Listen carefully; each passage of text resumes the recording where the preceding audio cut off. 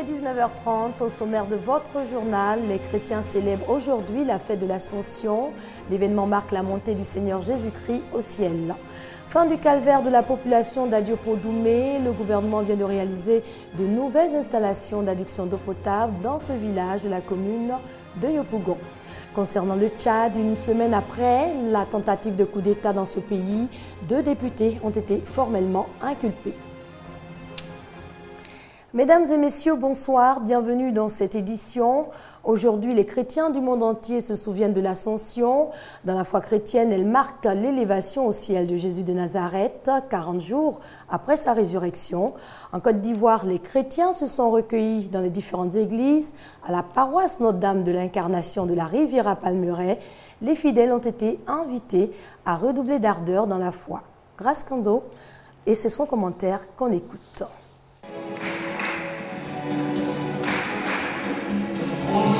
Les chrétiens catholiques célèbrent ce jeudi l'Ascension, une célébration qui marque la montée de Jésus au ciel et sa dernière apparition à ses disciples 40 jours après sa résurrection. À la paroisse Notre-Dame de l'Incarnation de la Riviera 3, l'événement a été commémoré. Pour le curé de la paroisse, le père Jean-Pierre Ouedraogo, cette élévation de Jésus au ciel doit raffermir la foi de tous les chrétiens. Jésus, après avoir catéchisé ses disciples, après ses apparitions, met un terme et part vers le Père.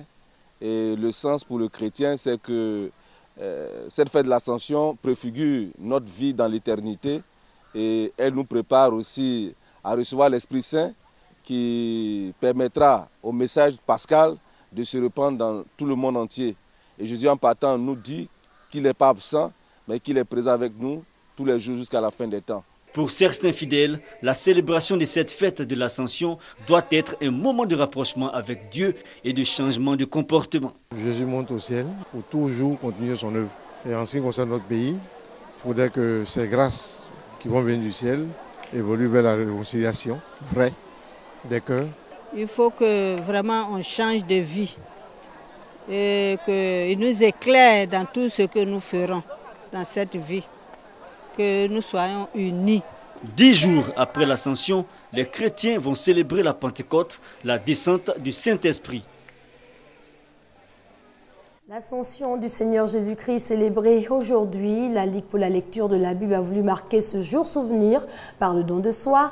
Les membres de cette structure ont rendu visite aux pensionnaires de l'orphelinat de Bergéville, les bras chargés et le cœur rempli d'amour.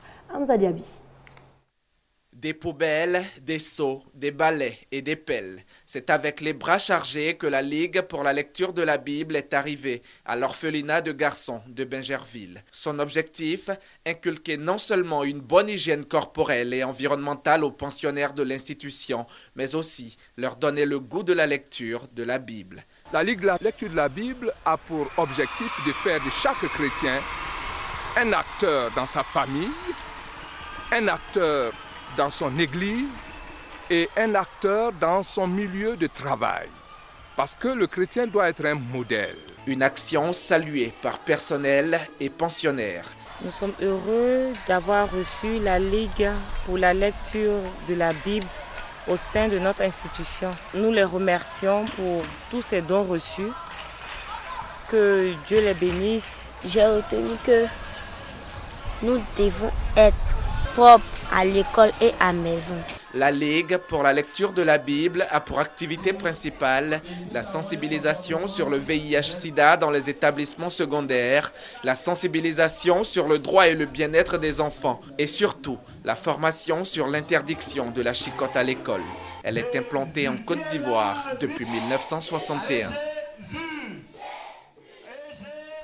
Aujourd'hui, fête de l'Ascension, décrétée jour férié, alors une partie de la population a voulu mettre cette journée à profit. De nombreuses personnes ont convergé aujourd'hui vers les plages de Bassam, loin du train-train quotidien. Et ce n'est pas notre reporter Ami Kanga qui nous dira le contraire. Jeudi 9 mai, jour férié, occasion pour de nombreux Abidjanais de se rendre à la plage. Ils ont choisi la plage de Grand Bassam pour profiter des bienfaits de la mer. Moment de détente pour ces personnes en quête de tranquillité. Aujourd'hui, parce que c'est un jour férié, je ne travaille pas. Voilà, donc j'ai décidé de me divertir. On est venu s'amuser, c'est l'anniversaire de notre camarade, donc on a décidé de venir à la plage pour se divertir. Dans l'eau, deux amoureux enlacés. Ils se laissent entraîner par les vagues. Ce groupe de jeunes a formé une équipe et le temps se prête à une bonne partie de beach volley.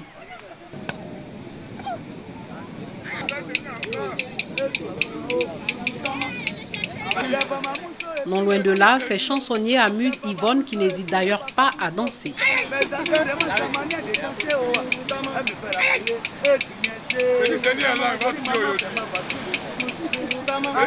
Je trouve ça génial, j'adore m'amuser, j'adore le zouglou. Audrey et Annick, des amies d'Yvonne, sont conquises. Elles leur remettent même quelques pièces. Moi, je suis là parce que c'est ma ville d'enfance et j'ai voulu profiter de l'occasion qu'ils viennent pour venir me remémorer de bons souvenirs. Je ne vis pas ici, je vis à Paris et depuis là-bas, on m'a dit que l'ambiance à Bassam les dimanches, c'est vraiment du ouf, quoi. Donc voilà pourquoi on est là. Cheikh aussi ne vit pas à Abidjan, pas en Europe non plus. Il vient d'Abengourou et c'est sa première expérience à la mer. Depuis fort longtemps, on nous explique que c'est agréable à voir, c'est plaisant. Moi, je viens de l'intérieur, précisément à Bengourou. C'est la première fois que j'arrive sur cette plage. Ce jour férié a été bien mis à profit par de nombreuses personnes attirées par le soleil et la mer. Vendredi, il va falloir vaquer à ses occupations. Direction à Diopo-Doumé, 3 ans que les 150 000 ménages de ce village de la commune de Yopougon n'étaient plus régulièrement approvisionnés en eau potable. C'est la fin du calvaire avec de nouvelles installations réalisées par l'État de Côte d'Ivoire, Michel Mambour et Laetitia Manglé.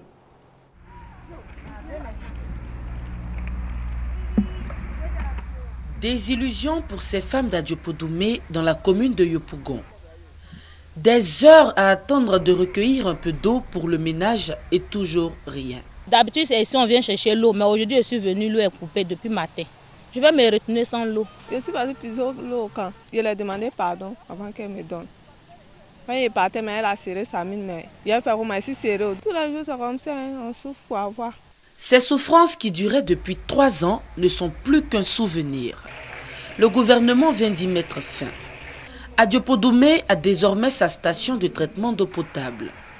L'État de Côte d'Ivoire avait en effet pris en 2012 l'engagement d'apporter une solution aux difficultés d'accès à l'eau potable à Adiopo-Doumé. Parmi les priorités les plus importantes du gouvernement, en premier lieu, vient l'eau potable.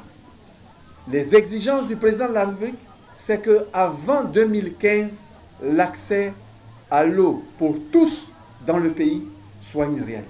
Et nous ne ménageons aucun effort pour chercher à régler au quotidien les problèmes d'eau, quartier par quartier, ville par ville, village par village. 2 forages d'un débit de 60 mètres cubes par heure. L'ouvrage a compté 640 millions de francs CFA à l'État. Il va alimenter Adiopo-Doumé et ses environs, soit 150 000 personnes. Les femmes continuent de se mobiliser pour le respect de leurs droits. Le quota de 30% de femmes dans la gestion des affaires publiques pas encore atteint. Face à ce triste constat, la Fondation internationale pour les systèmes électoraux a initié un atelier. Grace Kando et Hamza Diaby. L'intégration du genre dans les instances de prise de décision reste un défi majeur pour la Côte d'Ivoire. En effet, les femmes constituent environ 51% de la population et pourtant, elles sont sous-représentées dans bien de domaines. Pour concrétiser cette volonté, un atelier de réflexion est initié pour une meilleure implication des femmes. C'est une démarche et je pense que c'est un processus. C'est comme la démocratie, c'est comme toute autre chose. On touche à des cultures profondes et toutes ces femmes ont leur capacité renforcée. Donc l'assurance, la confiance en soi. Cet atelier qui réunit entre autres des organisations féminines, de la société civile, des femmes parlementaires, sera l'occasion de communiquer leurs besoins et priorités aux dirigeants et décideurs. Il faut des mesures d'action positive. J'entends par là qu'on devrait procéder déjà à la modification du code électoral.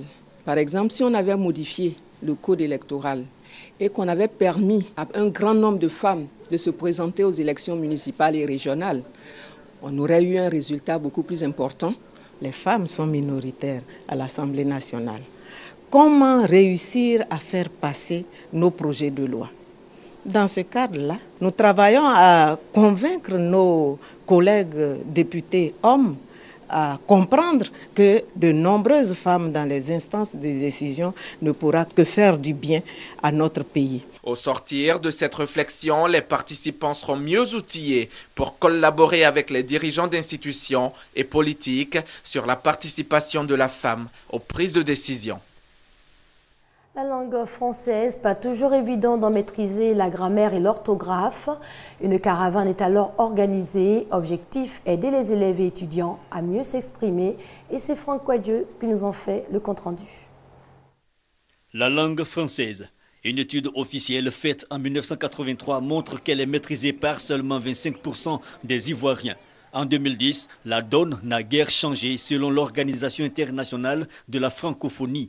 À Abidjan, par exemple, 32% d'élèves et étudiants manient la langue avec difficulté. Une tare que veut réduire l'Université de l'Atlantique, initiatrice de la caravane du français, dont la 4e édition aura lieu en début du mois de juin. D'un côté, on recommande la pureté de la langue, mais de l'autre aussi l'effort, n'est-ce pas, de la parler et de l'adapter au milieu où on est. Cette langue française que nous avons en partage, eh bien, il faut la développer, il faut motiver les gens et leur faire voir toutes les richesses que cette langue peut leur apporter, que ce soit dans leur vie de tous les jours, dans leur vie professionnelle. La bonne pratique de la langue française, le goût de la lecture et la saine émulation entre participants, autant d'objectifs assignés au concept.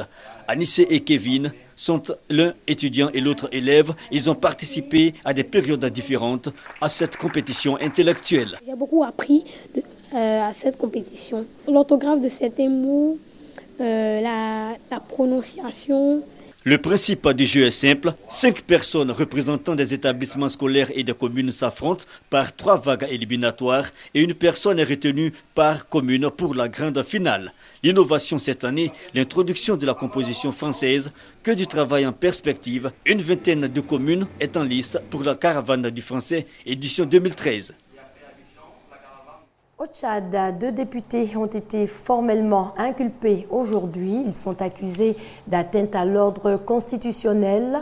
On le sait, le président Idriss Déby, une semaine après la tentative de ce coup d'État contre son régime, avait promis une justice rigoureuse aux déstabilisateurs. Le président tchadien Idriss Déby sort de son silence une semaine après le présumé complot de coup d'État que les autorités assurent avoir déjoué. Plusieurs généraux et députés de l'opposition sont toujours sous les verrous. Idriss Déby revient sur ce serrage de vis et assure qu'il ne s'est pas lancé dans une chasse aux sorcières. Il n'y a pas de coup d'État, il y a une conspiration. Donc soyons sereins. Il faut encore laisser la justice faire son travail. Plusieurs journalistes ont également été arrêtés, dont le directeur de publication du trimensuel Abba Garde. Il lui est reproché la diffusion d'articles appelant à la haine et au soulèvement populaire. La presse d'opposition est dans le collimateur du président tchadien. Le gouvernement ne permettra pas à un journal de mettre en mal l'unité nationale, la stabilité, la paix, la cohésion nationale. Ça, c'est sacré. Et cette mission sacrée se poursuit au-delà des frontières tchadiennes. Réfugié au Sénégal depuis 2005, c'est le journaliste et blogueur Mike Nlan Gebla qui fait les frais de ses critiques contre Idriss Déby. Son intervention sur la radio Sud FM lui a valu une convocation par la justice sénégalaise, qui l'a ensuite expulsé vers la Guinée. Indignation de ses confrères. Je n'ai pas vu une seule phrase ou bien un seul mot politique ou autre qui est susceptible d'être une raison d'interpellation, d'arrestation et aller jusqu'à expulser un citoyen tchadien.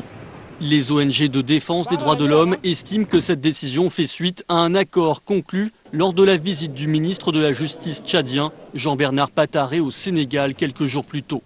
Elles annoncent un recours en justice pour contester cette décision et dénoncent une grave atteinte à la liberté d'opinion. En Malaisie, la situation politique reste tendue après les législatives. Les policiers ont eu beaucoup de mal hier à empêcher les manifestations. Le rassemblement de l'opposition a fini par se tenir. La police a beau eu s'y opposer, le rassemblement a eu lieu. Mercredi en Malaisie, plus de 40 000 personnes ont répondu à l'appel de l'opposition qui accuse le parti au pouvoir de fraude massive lors des législatives de dimanche dernier. Mercredi, la Maison-Blanche a appelé la Malaisie à prendre des mesures face aux accusations d'irrégularité. Voilà, c'est ici que l'on s'arrête. Merci de votre aimable attention. Bonne soirée sur RTI2.